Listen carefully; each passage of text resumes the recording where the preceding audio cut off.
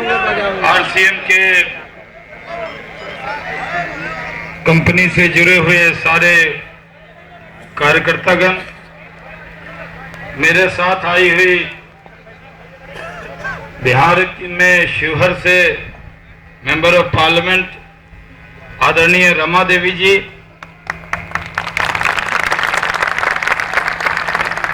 बिहार में ही समस्तीपुर उजियारपुर की सांसद अश्मेत देवी जी, यहाँ पर आए हुए सारे भाइयों और बहनों,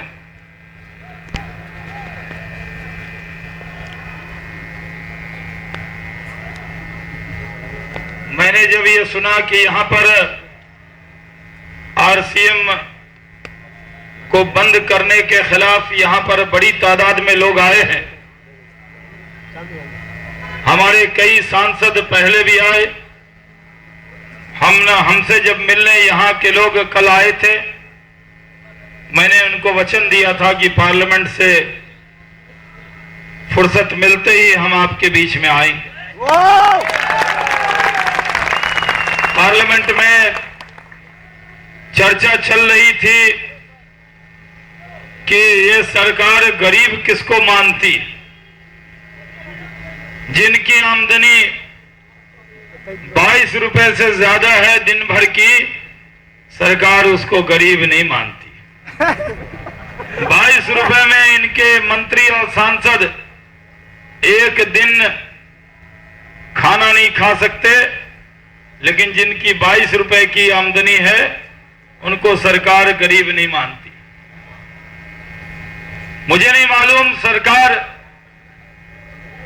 कौन से रास्ते पर चल रही है। जो लोग सरकारी नौकरी में जाने चाहिए थे, आप उनको सरकारी नौकरी नहीं दे रहे। अगर वो खुद से रोजगार करने के लिए हाथ बढ़ा रहे हैं तो उनके हाथ सरकार काटना चाहती है। हम लोग विपक्ष में हैं,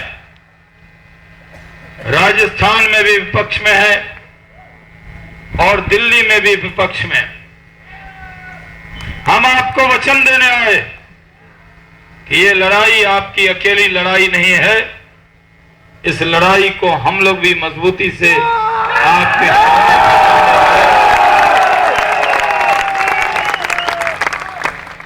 हमारे साथ जनता दल की सांसद हैं, हमारे साथ रमा जी भाजपा की सांसद हैं।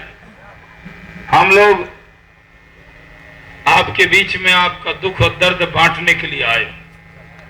हम आपको ये वचन देने के लिए आए हैं कि इस मुद्दे पर मीडिया ने देश का ध्यान खींचा नहीं,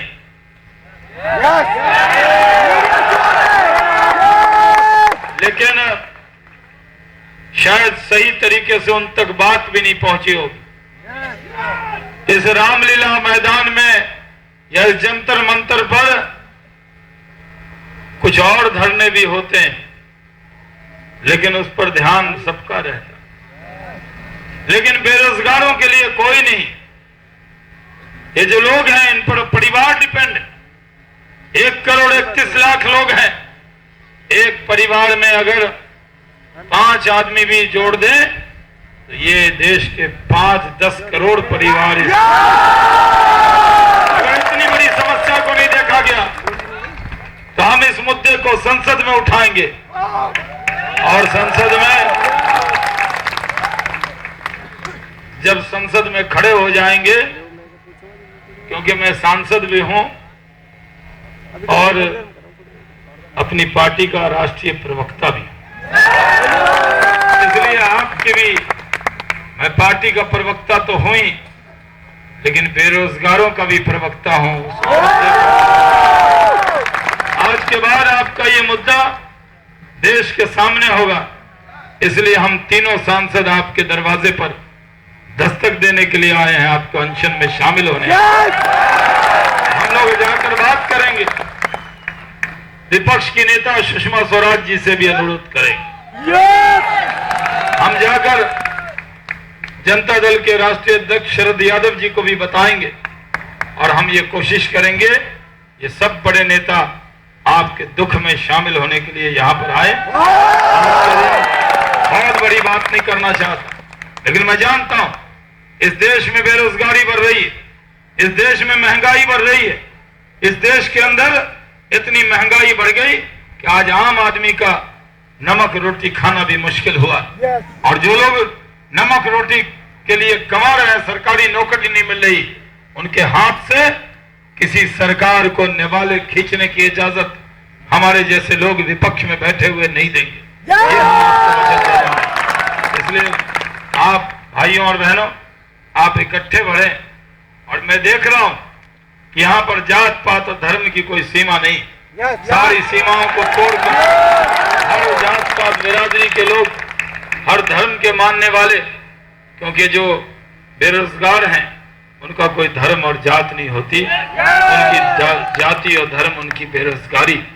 तो ये राजस्थान की सरकार ने जिस तरह से आप पर कुठारा घात किया, जिस तरह से आपके हाथ काटे हैं, जिस तरह से आपके रोजगार को छीना है, इसकी गूंज राजस्थान नहीं, संसद में भी इसकी गूंज को पहुंचाने का यही कह के हम आपसे इजाजत लेते हैं। हमारी नेता रमा देवी जी, अश्मेत देवी जी, ये दोनों आपके बीच में धरने पर बैठी हैं, आपकी सुनेंगी और अपनी सुनाएंगी और आपके आवाज को वहां तक पहुंचाएंगी। बहुत बहुत धन्यवाद। जय हिंद। बहुत बहुत धन्यवाद साहब शाहनवाज हुसैन साहब का। शाहनवाज साहब जिंदाबाद, शाहनवाज हुसैन जिंदाबाद, शाहनवाज हुसैन जिंदाबाद। हम शाहनवाज हुसैन साहब को यही विश्वास दिलाना चाहेंगे कि आप हमारा साथ दीजिए, हम आपके साथ हैं। आप हमारा साथ दीजिए, हम आपके साथ